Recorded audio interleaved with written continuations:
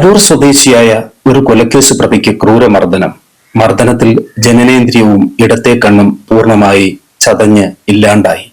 വേദനയിൽ പുളഞ്ഞ ഇയാളെ കൊടുങ്ങല്ലൂർ താലൂക്ക് ഹോസ്പിറ്റലിന്റെ അടുത്തുള്ള റോഡരികിൽ നാട്ടുകാർ കാണുന്നു. ഈ വ്യക്തി ആരെന്നോ ചെയ്തതാരെന്നോ ആദ്യമാർക്കും ഒരു പിടിയും ഇല്ലായിരുന്നു. ആളെ തിരിച്ചറിഞ്ഞപ്പോ ആലപ്പുഴക്കാർക്ക് എന്നും തലവേദനയായിരുന്ന ക്രിമിനൽ കേസുകളിലും കൊലപാതക കേസിലുമടക്കം പ്രതിയായ സുദർശൻ ആണ് ബോധരഹിതനായി വഴിയരികിൽ കിടക്കുന്നതെന്ന് മനസ്സിലായി. പഴയ കൊലക്കേസിൽ പുറത്തിറങ്ങിയ ഇയാളോട് മറുസംഘം പക തീർത്തതാവും എന്ന രീതിയിൽ ആയിരുന്നു ആദ്യ നിഗമനങ്ങൾ. പോലീസ് ഊർജിതമായി അന്വേഷണം ആരംഭിച്ചു. അങ്ങനെ നിയമം കയ്യിലെടുക്കാൻ സാധാരണ ജനതയ്ക്ക് അവകാശം ഇല്ല. പോലീസിന്റെ അന്വേഷണം പ്രധാനമായും മുൻപത്തെ ഇയാളുടെ കേസുമായി ബന്ധപ്പെട്ട സംഘങ്ങളെ ചുറ്റിപ്പറ്റി ആയിരുന്നു. CCTV കേന്ദ്രീകരിച്ചും അന്വേഷണങ്ങൾ നടന്നു. അതിൽ വളരെ നിർണായകമായ ഒരു തെളിവ് പോലീസിന് ലഭിച്ചു. കൂനംമാവിനടുത്തുള്ള ഒരു അഗതി മന്ദിരത്തിന്റെ വാനിൽ ഇയാളെ അവിടെ കൊണ്ട് തള്ളിയിട്ടു പോകുന്ന ആൾക്കാരിലേക്കായി പിന്നീട് പോലീസിന്റെ ശ്രദ്ധ.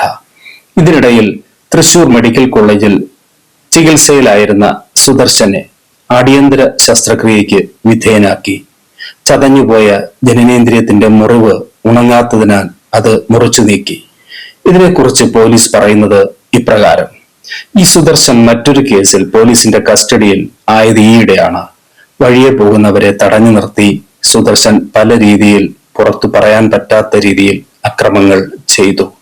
ഇത് നാട്ടുകാരുടെ പരാതിയിന്മേൽ പോലീസ് വരികയും സുദർശനെ കസ്റ്റഡിയിലെടുക്കുകയും ചെയ്തു. കസ്റ്റഡിയിലിരിക്കെ ഇയാൾ മാനസിക വിഭ്രാന്തിയും സമനില തെറ്റിയ രീതിയിലും അക്രമാസക്തനായി. തുടർന്നാണ് ഇയാളെ കൂനംമാവിലെ ഒരു അഗതി മന്ദിരത്തിൽ കൊണ്ടാക്കിയത്. ആ അഗതി മന്ദിരത്തിൽ സമാന രീതികളുള്ള വേറെയും അന്തേവാസികൾ ഉണ്ടായിരുന്നു. ഈ കഴിഞ്ഞ ദിവസങ്ങളിൽ ഒന്നിൽ സുദർശൻ മറ്റൊരു അന്തേവാസിയുമായി അഗതി മന്ദിരത്തിൽ ബഹളവും അടിയും പിടിയും ഒക്കെ ഉണ്ടാക്കിയത്രേ. തുടർന്ന് മറ്റവൻ കുറച്ചുകൂടി കരുത്തനായവനായിരുന്നു സുദർശനെ ഇടിച്ച് മസാല പരുവമാക്കി.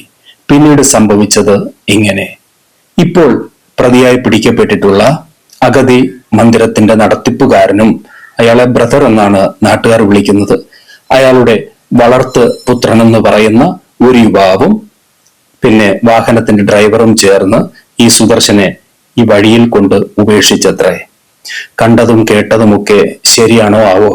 എന്തായാലും കൊടും ക്രിമിനലായ സുദർശന് കാലം കരുതി വച്ചിരുന്ന ഒരു ശിക്ഷ പോലെ ഇപ്പോൾ മരണത്തിനും ജീവിതത്തിനും ഇടയില് ചെറിയൊരു അതിർവരമ്പിൽ അയാൾ മല്ലടിച്ചു കിടക്കുകയാണ്. തെറ്റിന്റെയും ശരിയുടെയും കറുപ്പും വെളുപ്പും കലർന്ന നിഴലുകൾക്കിടയിൽ അഗതി മന്ദിരത്തിലെ നടത്തിപ്പുകാർ കുറ്റകൃത്യത്തിന്റെ കുരുക്കിലുമാണ്.